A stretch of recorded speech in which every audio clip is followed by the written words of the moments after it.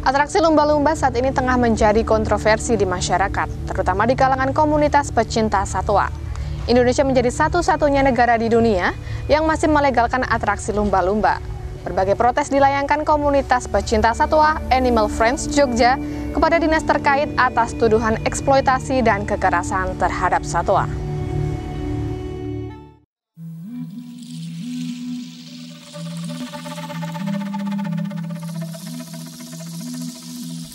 Eksploitasi dan kekerasan terhadap satwa menjadi alasan utama bentuk protes para pecinta hewan. Animal Friends Jogja, salah satu komunitas pecinta satwa ini, memprotes keras karena menganggap bahwa pertunjukan lumba-lumba dalam perayaan Pasar Malam Sekaten dinilai tidak memiliki nilai edukasi untuk masyarakat. Sebaliknya, pertunjukan tersebut justru merupakan bentuk pembodohan publik yang mempertontonkan eksploitasi hewan yang seharusnya dilindungi. Salah satu aktivis AFJ, Pramudia Harzani, mengungkapkan, di balik kepatuhan yang ditunjukkan oleh lumba-lumba terhadap pelatihnya, tersimpan kekerasan yang harus dialami oleh mamalia air tersebut. Satwa yang kita saksikan untuk bisa menampilkan sebuah atraksi, itu ada proses pelatihan atau proses kekejaman agar mereka bisa tampil seperti itu. Nah, itu yang kita nggak bisa terima dan kita tolak. Nah, yang berdasarkan pemantauan dari Animal Friends Jogja atau Sahabat Satwa Yogyakarta, jadi untuk menampilkan, jadi proses kekejamannya seperti dilaparkan.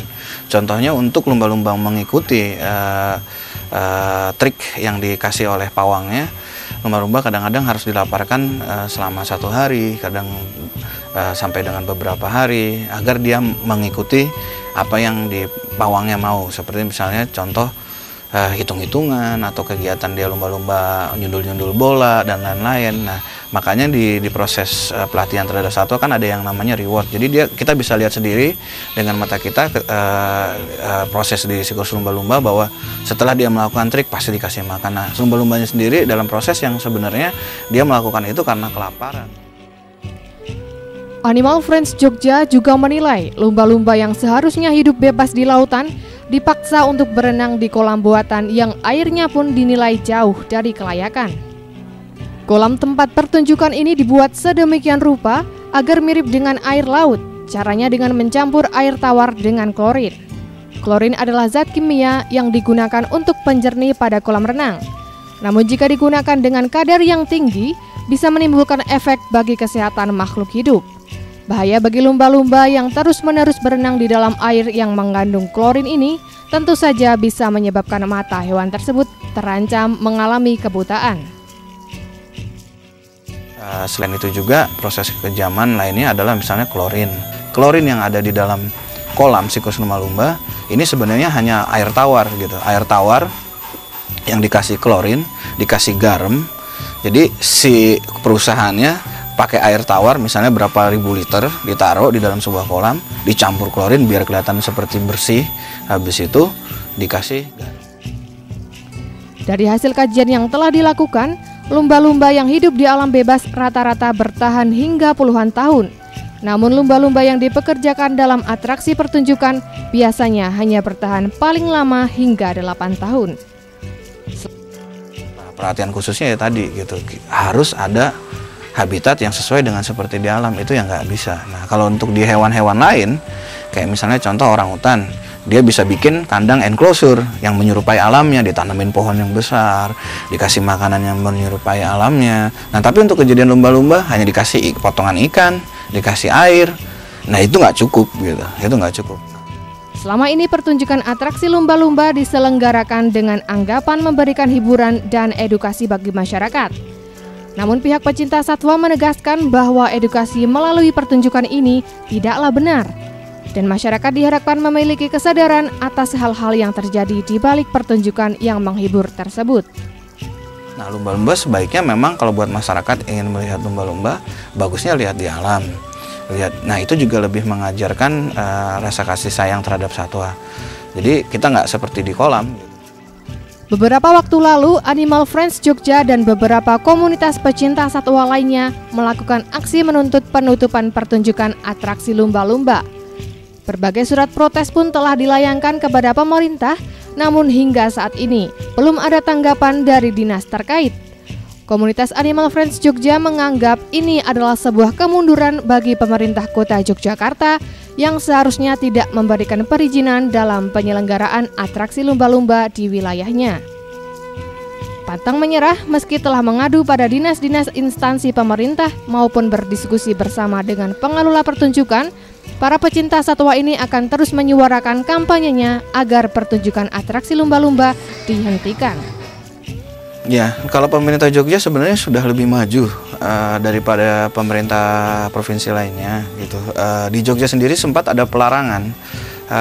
Jadi sudah hampir 2 tahun terakhir memang tidak ada sirkus lumba-lumba. Nah, justru kami kaget kok untuk acara yang sekarang ada sirkus lumba-lumba gitu, dengan alasan bahwa memang ada peraturan baru gitu. Tapi buat saya ini adalah bersama teman-teman di Animal Friends Jogja ini kemunduran gitu. Di tengah protes keras terhadap pertunjukan atraksi lumba-lumba, di lain sisi pihak pengelola atraksi menepis tuduhan eksploitasi dan kekerasan satwa yang dilayangkan kepada mereka. Mereka bersikukuh bahwa setiap pengadaan dan pertunjukan satwa telah memenuhi syarat dan prosedur yang telah ditetapkan untuk tujuan konservasi dan edukasi.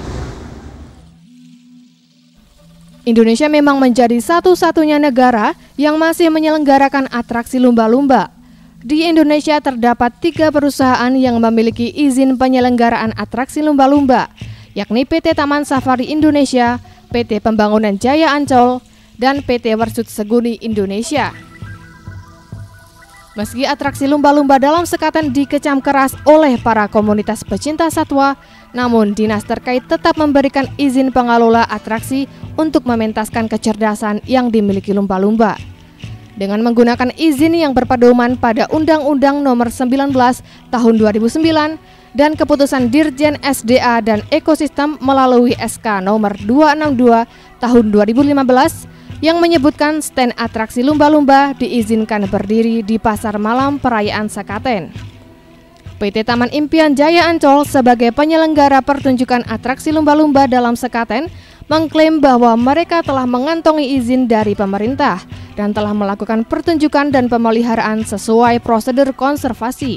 Mengenai prosedur atau cara membawa dan memperlakukan, jika memang ada aturan yang harus kita lakukan atau kita laksanakan, diantaranya kita mengacu pada standarisasi dengan pedoman peragaan yang bernomor P16 yang diterbitkan oleh pemerintah.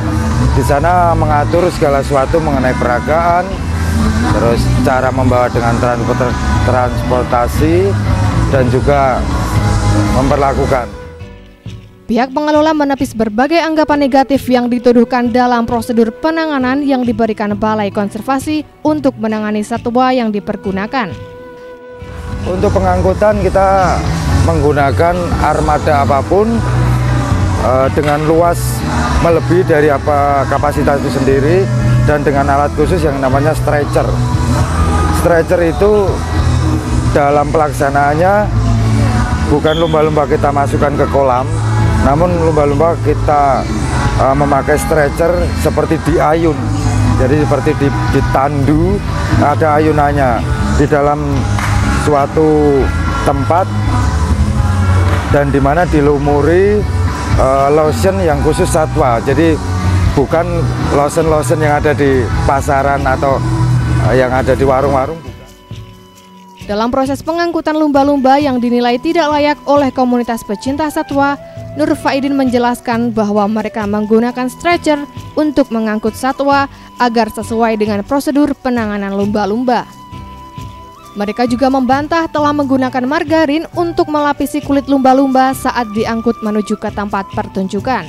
Ini adalah inti dari lotion atau bahan baku pembuat lotion, dan ini diproduksi bukan di dalam negeri. Dan ini sesuai yang ada di pedoman. Bahkan untuk pengadaan air kolam, Nur Faidin memiliki penjelasan tersendiri mengenai standarisasi air yang digunakan. Dan tentunya sebisa mungkin disesuaikan seperti pada habitatnya. Kita tidak pernah yang namanya menyiksa, karena penyiksaan satwa itu akan berdampak ke kita yang namanya lembaga konservasi yang notabene tugasnya bukan menyiksa atau salah satunya, dan itu kita perlakukan sesuai dengan yang ada, pedoman yang diberikan oleh pemerintah, juga dengan pengetahuan kita, dengan tim kita khususnya dari dokter satwa itu sendiri. Bantahan demi bantahan diungkapkan pihak pengelola pertunjukan atraksi lumba-lumba. Mereka mengaku tidak mengeksploitasi lumba-lumba untuk kepentingan komersialisasi. Pertunjukan yang diberikan kepada masyarakat sifatnya murni untuk kepentingan edukasi. Karena seperti yang sudah dijalankan selama ini, pihak pengelola juga meyakinkan kepada publik bahwa telah melakukan konservasi dengan merawat satwa-satwa peraga ini agar bisa kembali ke alam. Pihak pengelola juga menjelaskan bahwa satwa yang dipakai dalam pertunjukan merupakan lumba-lumba yang ditemukan secara tidak sengaja oleh masyarakat dan berhasil diselamatkan oleh Balai Konservasi, sehingga mereka bersikukuh tidak melakukan eksploitasi terhadap satwa seperti yang dituduhkan selama ini. Nah, kami sampaikan terlebih dahulu, pada dasarnya lumba-lumba yang ada di pusat penangkaran atau di lembaga konservasi itu adalah lumba-lumba yang memang terpisah saat itu.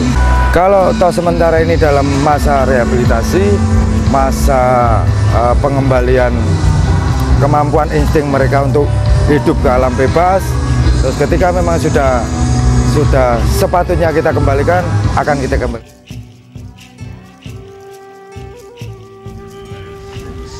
Atraksi lumba-lumba menuai pro dan kontra. Pengelola pertunjukan mengaku telah bertindak sesuai prosedur konservasi, sedangkan pecinta komunitas satwa menganggapnya sebagai eksploitasi. Hal ini menunjukkan bahwa perizinan dan peraturan yang telah ditetapkan perlu dikaji ulang oleh pemerintah. Benar jika penggunaan satwa diperlukan untuk kepentingan ilmu pengetahuan, namun jangan sampai merampas hak kebebasan mereka untuk hidup di bumi ini. Farah Nabila, Andri Yulianto, Jogja TV.